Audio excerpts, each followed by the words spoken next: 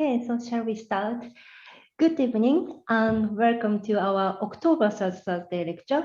My name is Ryoko Matsuba and I work here at the Sainsbury Institute as a lecturer in Japanese digital art and humanities. This evening, we are welcoming Despina Zernioti CMG to hear her talk entitled Repositioning Gregorios Manos, founder of the Corfu Museum of Asian Art, in the context of Japonisme. Before the lecture starts, our research director, Professor Nicole Coulis-Rumanier, will give opening remarks to welcome our audience. Nicole? Hello, everybody. I'm Nicole Rumanier, and I can't tell you how delighted I am to speak with you tonight about one of my favorite people in the world and my favorite museum. Despina Zernioti she's a force of nature. She has taken this fabulous museum, but made it even more accessible, more creative, more insightful, more pleasurable. And she's done this somehow through austerity, times of austerity, through all of the challenges. She has somehow managed to steer through this and thrive. And today, what we're going to get is a glimpse into the foundations of the museum. But I would like to ask you to stay tuned because she's going to be back in person in the UK in February when we have our cross currents of courtly exchange symposium with the Royal Collections at Windsor. She's going to give a different talk on another angle of her fabulous museum and the history and the context of it. That will be in February, the 14th and 15th of February, 2023, to celebrate Rachel Peet's fabulous exhibition at the Queen's Gallery in Buckingham Palace. Despina Zernioti has been a friend of mine for many, many years, and it's just interesting if we could just give me 1 minute how we met. We managed at the Sainsbury Institute at the very beginning, we knew that there was an Asian art museum, but we were having a little bit of trouble in Corfu, having a little bit of trouble to access it. And but we went and we started initial forays. And when Despina became director, she looked at what we had done, just little bits, and she reached out to me and said she would fly to London to see the Sainsbury Institute and to discuss with us. But I actually happened to be in Corfu at the time. And I said, well, you can walk across the Placata and meet me. And that started this incredible relationship that has blossomed into exhibitions in Japan, in Paris, and an internship with Fukunaga Ai, coming and helping Despina with her galleries. Her galleries are getting more and more magnificent almost every day. And so we're going to hear about their foundation, but maybe we can also ask her about their future. So Ryoko, I'm going to pass it back to you, but I know we're going to have a very enjoyable hour. Thank you so much, Nicole. Today's speaker, Despina Zernioti, is director of the Palace of St. Michael and St. George and director of the Museum of Asian Art Corfu, Ministry of Culture, since 2006. Despina has curated numerous exhibitions in Corfu and abroad, including highlights of the Museum of Asian Art's Edo-period collection at the Edo Tokyo Museum in 2009 and at the Maison de la Culture de Japon, Paris, 2011, and is currently writing a volume on the Japanese art in her museum's collection. The session will run until around 7 o'clock, followed for 10 minutes by a Q&A. So there are two different text boxes. One is a chat box, and the other is a Q&A at the bottom of the screen.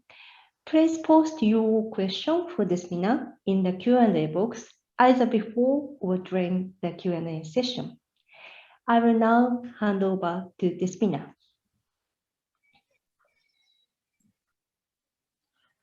Ladies and gentlemen, good evening.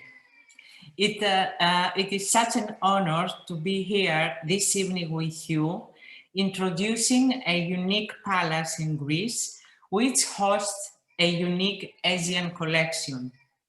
As director of the museum, I would like to thank the executive director of the Sainsbury Institute and head of the Center of Archaeology and Heritage, Professor Simon Kenner, the research director, Professor Nicole Coulis-Rousmanier, and last but not least, I thank the staff of the Sainsbury Institute for their active support to the museum the last 15 years.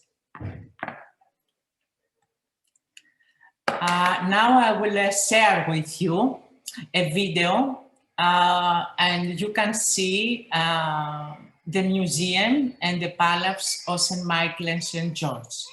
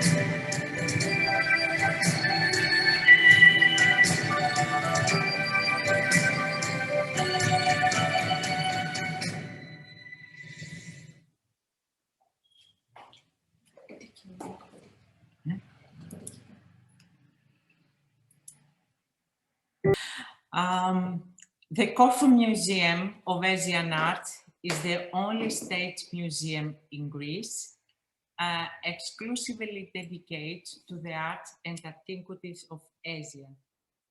It is in the Palace of St. Michael and St. George in Corfu City. The Palace of St. Michael and St. George was built until the orders of the British High Lord Commissioner of the Ionian Islands. The palace served as the residence of the High Commissioner, as well as the home of the Ionian Senate and the Order of St. Michael and St. George from 1815 until 1864. The directive for the construction of palace was given by the British High Commissioner, Sir Thomas Maitland himself, and was to become his own luxurious residence and to house the High Commissioner administrative headquarters. At the same time, the palace would serve as the seat of the newly created most distinguished Order of St. Michael and St. George, established in 1818 at Maitland's own initiative, after which the building was officially named the Palace of St. Michael and St. George. Both the Order and the Palace have been closely liaised to the political and cultural history of Corfu, On the one hand, the palace dominated and still dominates the urban landscape of Corfu as a point of reference of our architectural heritage. On the other hand, the order was intrinsically linked to the society of the Ionian citizens.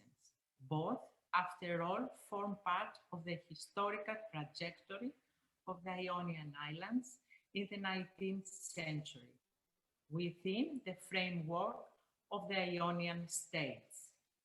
In 1864, when the Ionian Parliament voted for the union of the Ionian Island with Greece, the Greek state appropriated the building, and until 1913, the palace was used as a residence of the royal family whenever they visited the island. In 1919, negotiations began for the creation of the first state museum of Sino-Japanese art in Greece, housed in the palace. The founder was Gregorios Manos, a former Greek ambassador to Austria. It was inaugurated in 1928 with a grandiose ceremony, and it has been located therein ever since. Gregorios Manos, a cultivated Greek diplomat with a distinguished social pedigree, having been born into an illustrious family from Constantinople. Manos studied law at Leipzig University and obtained a doctorate in law.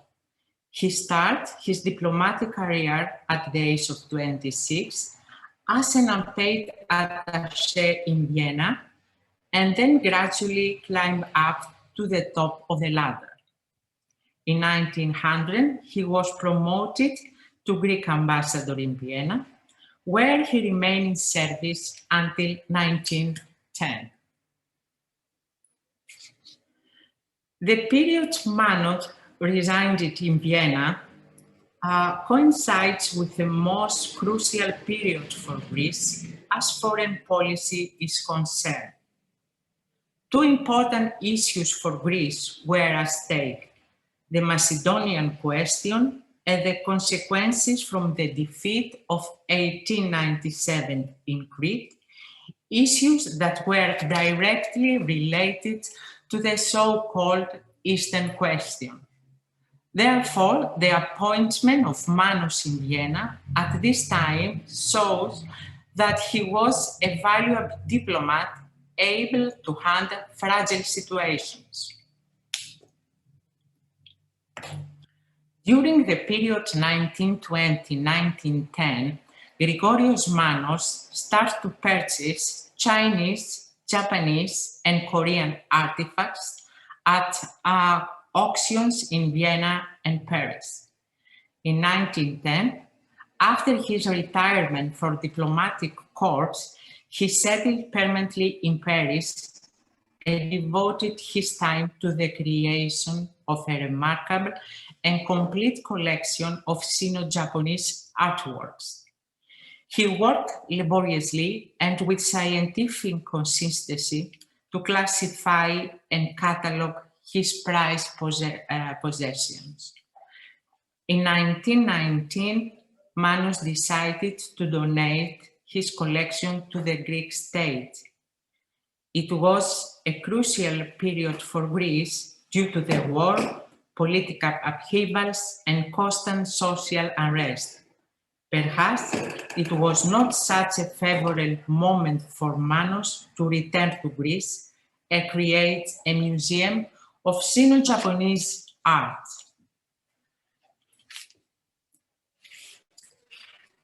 Turning to what was happening in Greece at that time, the 1920s were the peak of at least a century of efforts to turn Athens from a small town to an imposing new capital of the freshly born states.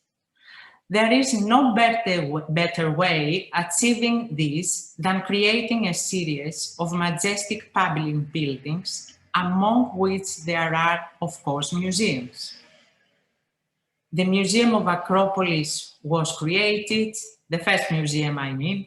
The National Archaeological Museum was established, the National Gallery, the Byzantine and Christian Museum officially opened, and finally the Benaki Museum was inaugurated. Additionally, smaller archaeological museums were found in other Greek cities, as well the first located in Sparta in Peloponnese. At that period, two other major collectors could be said to have worked in parallel with Gregorios Manos.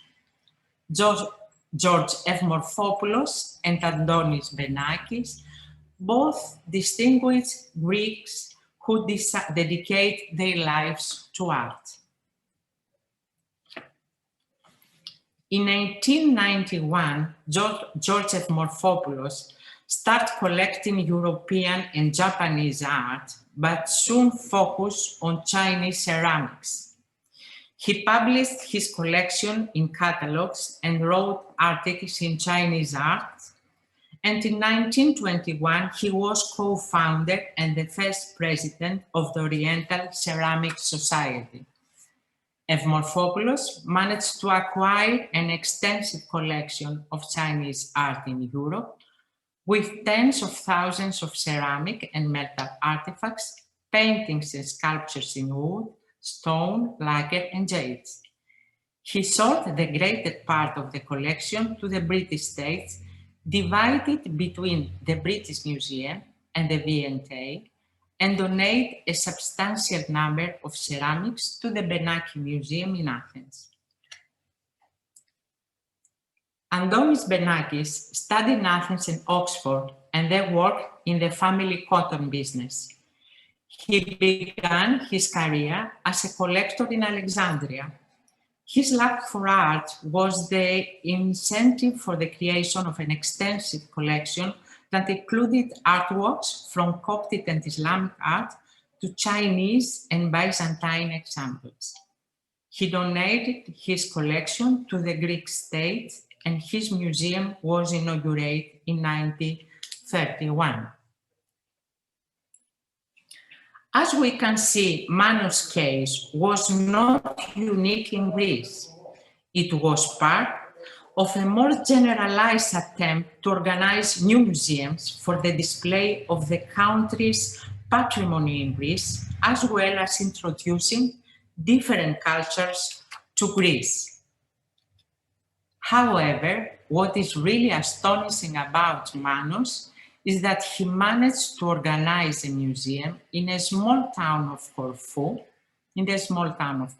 and not in Athens, totally alone and with a complete lack of even of basic materials that are normally taken for granted, such as the showcases.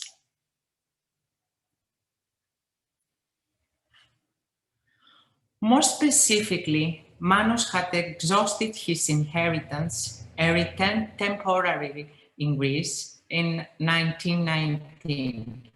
He was also beginning to feel pressure from the French government, which was keen to add his collection, at the time value at around 1,500,000 French francs, to the newly formed Musée Guimet. Over time, Manos considered several proposals and dedicated to offer his entire collection to the Greek state in exchange for small stipends and the building of the Museum of Sino-Japanese Art, where he could reside and work as the first life director. The Greek government originally suggested the old Parliament building in Athens, but spatial limitations forced the nation to consider Manos' original proposal, the Palace of St. Mike and St. George in Corfu, which notionally became the official home of the collection in 1919. Manos and his collection arrived in Corfu in 1924, and the Sino-Japanese Museum of Corfu opened on 5th February 1928. Unfortunately, Manos died 4 months later, never to see his lifelong dream flourish. Manos lived in the cradle of modern Europe, which was flush with new discoveries. With them came opportunities, wealth, and social protocols that included the acquisition of exotic objects. It was expected that the house of a well-respected man of this time would display rare artifacts, and Manos was centrally immersed in these cultural trends. However, he seems to have been less interested in identifying himself as an aficionado of Eastern objects, but rather in assuming the role of an art historian with a mission to share his knowledge of the East with a wider public. He worked laboriously to classify and catalog his prized possessions. By the end of his life, Manos' collection was comprehensive, with an inventory listing nearly 9,500 objects, primarily from Japan, China, and Korea. Gregorios Manos, centrally, was a man of his era, and in order to understand his motive and his taste in collecting Japanese art, it is important to see Japonisme as a fashion that firstly swept Europe in the second half of the 19th century.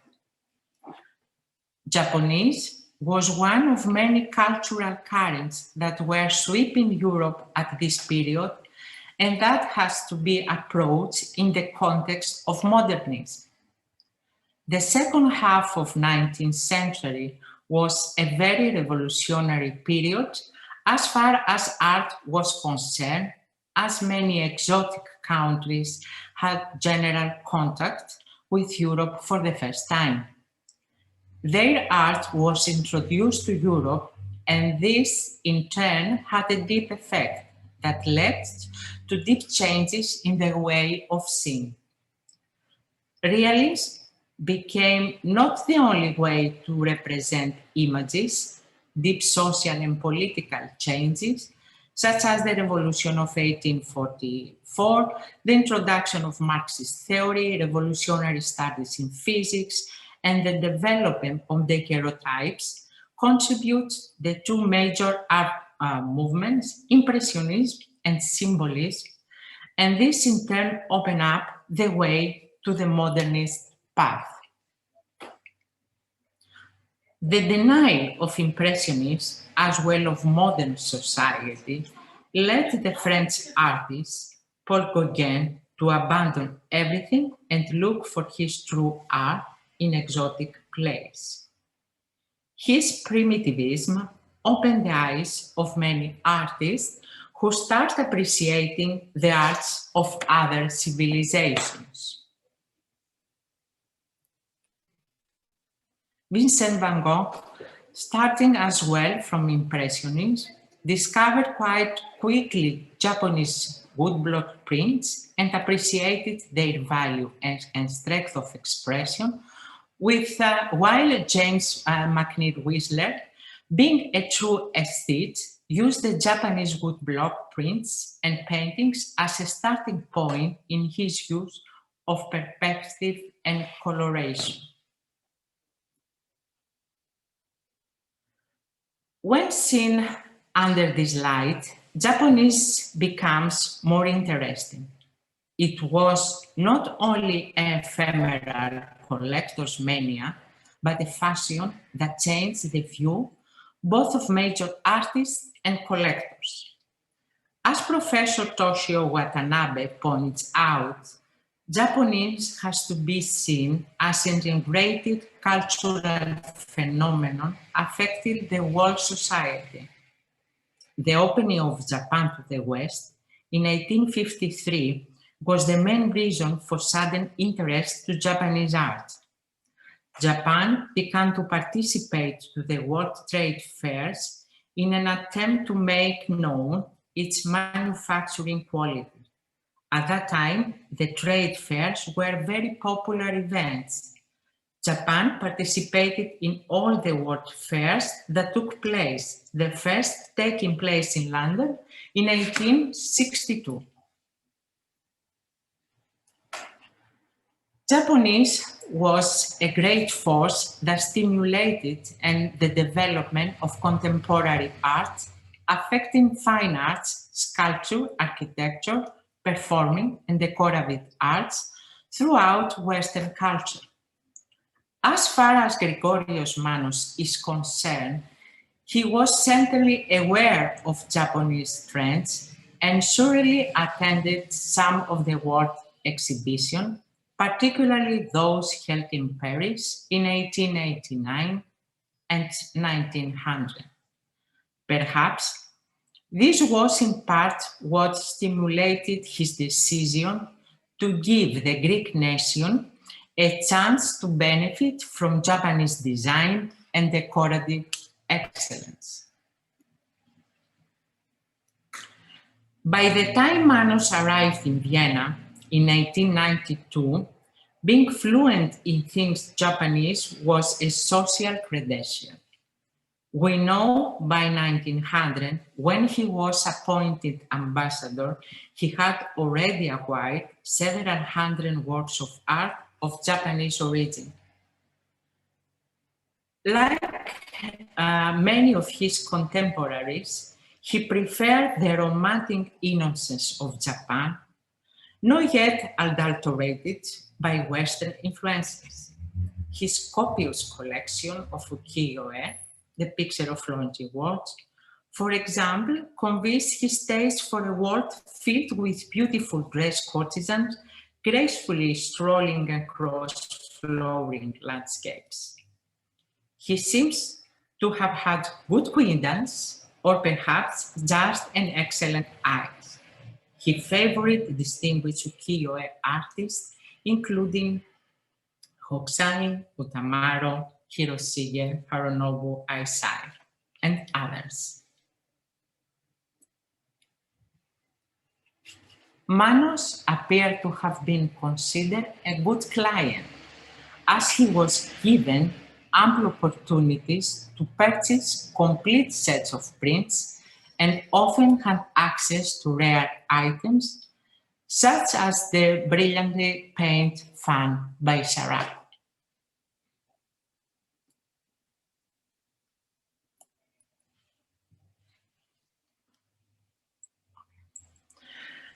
Manos also began to collect books on Japan.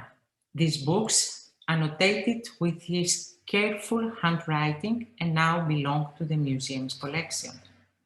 By 1918, he had collected prehistoric and stoneware ceramic pieces, porcelain, bronze, and metal objects, cloisonné enamels, items samurai military regalia, such as katana swords, swords guards, the chuba, small knife, horse trappings, as well as mirrors and hair ornaments, writing set, and musical instruments, all from Japan. He had also collected over 1,500 woodblock prints, paintings, and many other items, including iro, netsute, tobacco cases, pipes, and lacquer goods, at a total cost of over 500,000 French francs for Japanese objects alone. Manos was keen to document his purchases. His meticulous methods are listed by the surviving papers in the museum archive, which include catalog cards with a short description of each object in German, together with each purchase date and seller. Each card is numbered, possibly in the date order in which the objects were purchased. Manos solicited objects from many sources, including the Concord brothers. An Eaton's card records that Manos bought any row from one of the brothers' collection for 40 francs in 1897. The cards suggest that Manos was acquainted with some of the more influential figures in the Japonisme circle and was buying from top dealers in Paris. Sometime between 1902 and 1918, Manos increased his collection by at least 11-fold. To do so, he attended a number of auctions, especially in Paris. He is said to have devoted much of his retirement in Paris to filling gaps in his collection. It was probably during this year that he became obsessed with the idea of creating a perfect collection in order to establish a national museum in Greece dedicated to Asian art.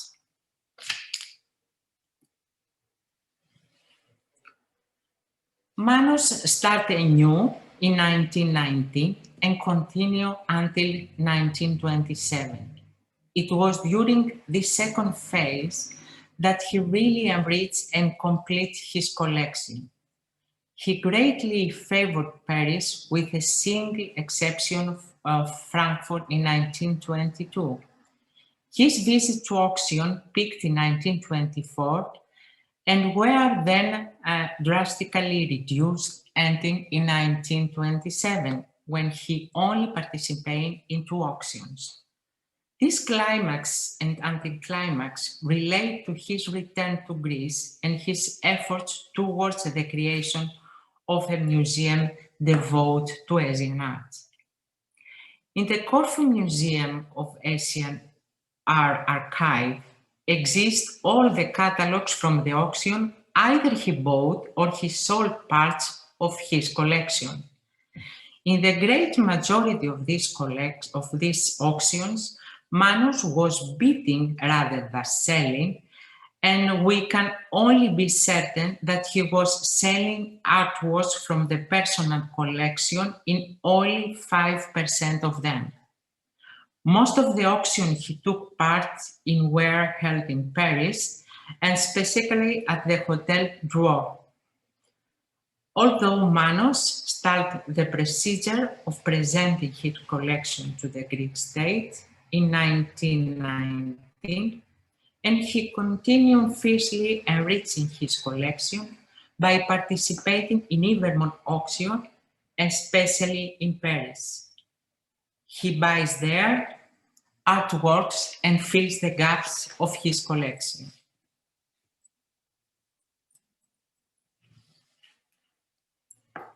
Nowadays, the primary goal of the museum is to serve cultural pluralism through the intellectual dialogue on Asian art. This includes the process of gradually re-exhibiting its collection galleries from 2002 to 2016, giving visitors the opportunity to understand the multiple aspects of Asian culture from prehistoric time to the early 20th century. A selection of the more exceptional archaeological and artistic items of the Chinese. Here is our Chinese art collection, Southeast and Eastern Asia and Central Asia,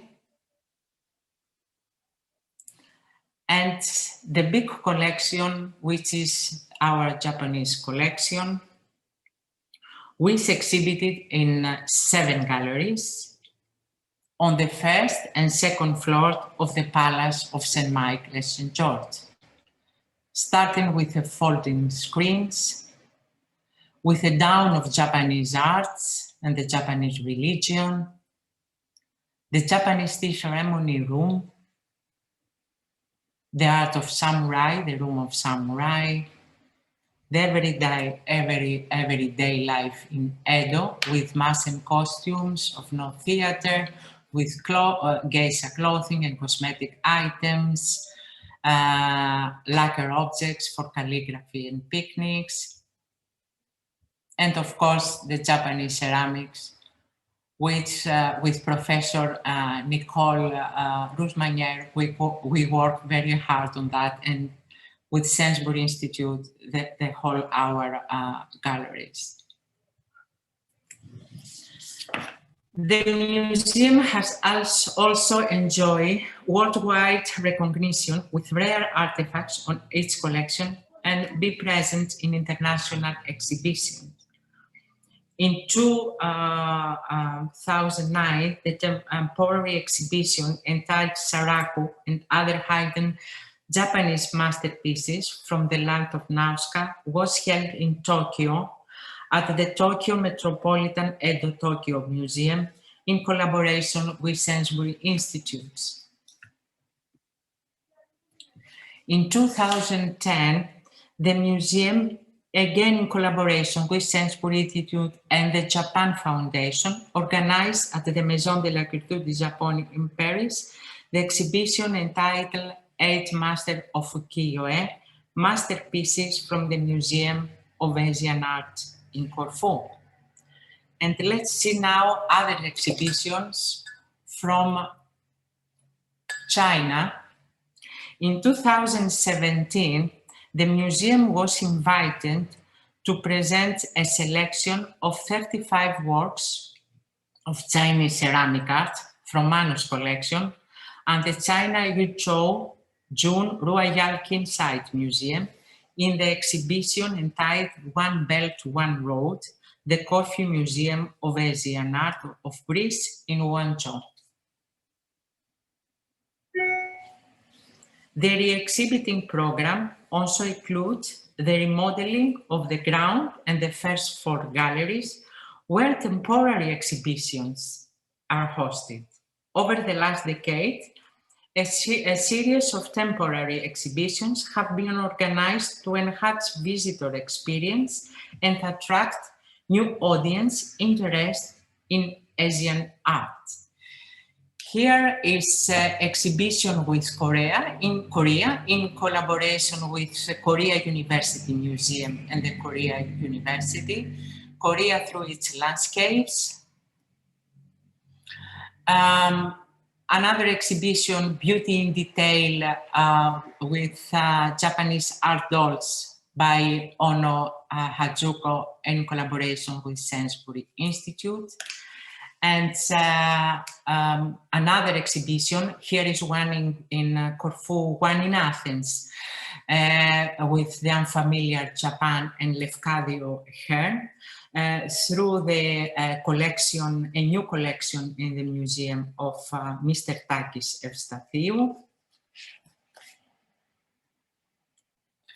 In 2014-2015, other exhibition in the museum in Corfu, in the New Silk Road, with contemporary ceramic artworks of the Master Alliance of Art Ceramics in China, in collaboration with the Jindansen Institute and the Greek Embassy in China.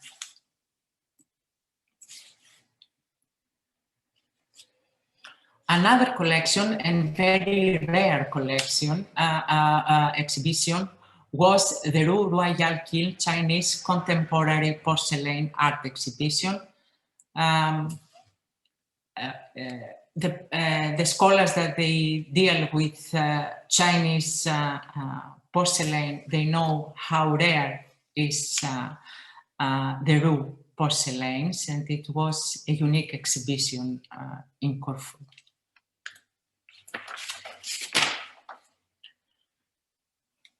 The museum's program on cultural dialogue aimed to encourage the exchange of knowledge and experience on issues related to the role of Asian culture in Greek society and worldwide. Our goal are to create opportunities for creative exchange a mutual exposure for cultural communities by organizing exhibitions, trainings, workshops, expert meetings, and surveys. As Asia becomes even more important on the world stage, the need to understand its diverse culture and rich history becomes increasingly important. The museum wants to make Asia more accessible by celebrating the ways in which the past continues to inform and enrich the present. I believe that we are able to create a unique platform that connects the people of Asia and Greece through dialogue on arts and culture, along with projects focused on artistic and creative collaborations. Thank you all so much.